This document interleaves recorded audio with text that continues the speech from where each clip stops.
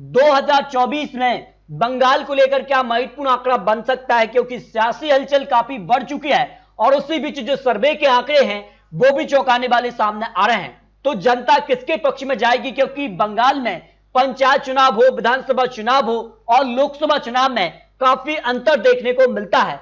तो लोकसभा चुनाव में इस बार क्या बीजेपी की लहर देखने को मिलेगी, क्योंकि इससे पहले बिहार की 40 लोकसभा सीटों का भी जो गणित सामने आया था उसके आंकड़े भी आपको दिखा चुके हैं।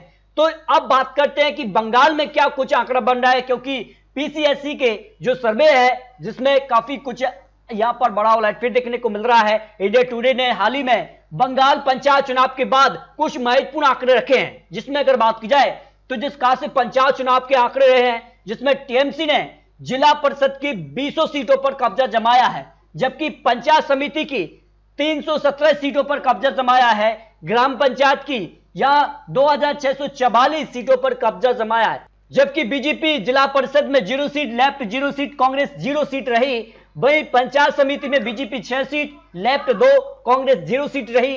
ग्राम पंचायत में बीजेपी यहां 220 सीट, 38 सीट पर लेफ्ट और 4 सीट कांग्रेस के पक्ष में रही।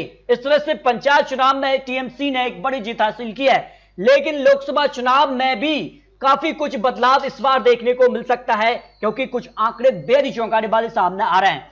लेकिन जिस खास से पश्चिम बंगाल को लेकर पंचायत चुनाव 2018 और 2023 में काफी बदलाव देखने को मिला है, जहां टीएमसी के वोट शेयर में यहां पर कमी देखने को मिली है और बीजेपी का वोट शेयर अब बढ़ा है, और ऐसे में माना यह जा रहा कि अब काफी कुछ अंतर देखने को मिल सकता है। वहीं लोकसभा चुनाव की बात की जाए तो 1980 से लेकर यह सीपीएम 2004 तक रही है। वहीं 2009, 2014 और 2019 में टीएमसी का कब्जा रहा है, लेकिन जिस कारण से 2019 में टीएमसी 22 सीट और बीजेपी ने एक तरफा 18 सीटें, 2 सीटों से 18 सीटें यानी 16 सीटें प्लस की थी।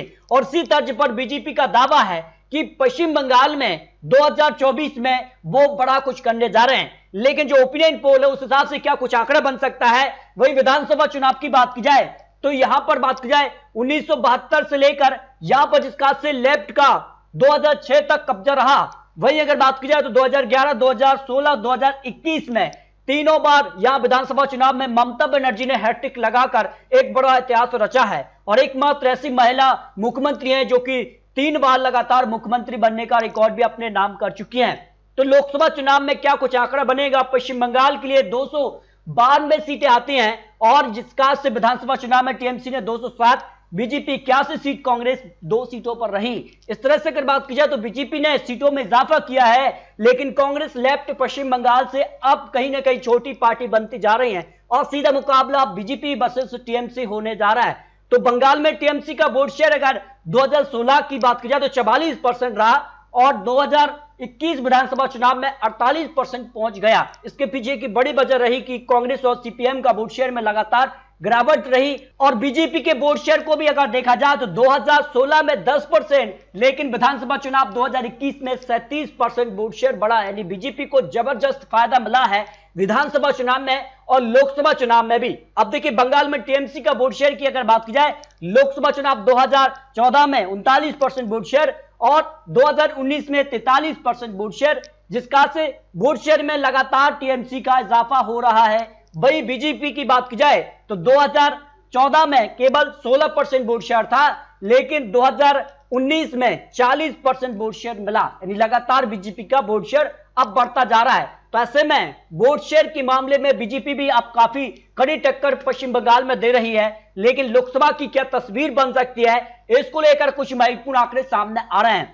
आज अगर पश्चिम बंगाल के लिए पंचायत चुनाव के बाद लोकसभा चुनाव की 42 सीटों पर चुनाव होता है तो बंगाल में क्या तस्वीर बन सकती है वोट शेयर के मामले में। यहां पर टीएमसी 44% वोट शेयर, वही बीजेपी 40% वोट शेयर के आसपास दिखाई दे रही है। वही अगर बात की जाए सीपीएम 5% वोट शेयर, कांग्रेस 5 और अन्य के पक्ष में 2% वोट शेयर जा सकता है, जो ओपिनियन पोल नव भारत के आंकड़े रहे हैं। जिसमें सीटों की बात की जाए तो टीएमसी 20 से 22 सीट, वही बीजेपी भी 18 से 20 सीट, सीपीएम 1 से 2 सीट, कांग्रेस 1 से 2 सीट, अन्य के पक्ष में 0 सीट जा सकती है।